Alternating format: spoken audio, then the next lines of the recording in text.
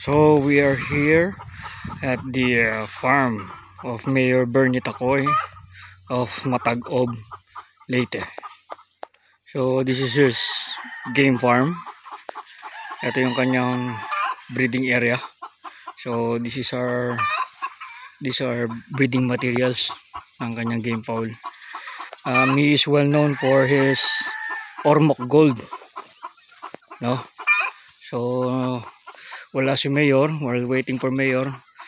Tingnan natin yung mga bagay-bagay dito. So ito yung kanyang farm, which is very beautiful. Oh, ganda-ganda ng kanyang rest house. So nasa ibabaw tayo ng bundok dito sa bayan ng Matag-Ob, Leyte.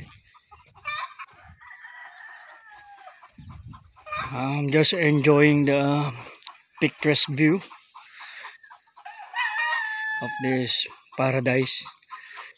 So ang kanyang cording area, ang laki kasi. Hanggang doon sa malayo, doon ang cording area, hanggang doon sa may kabilang bundok doon.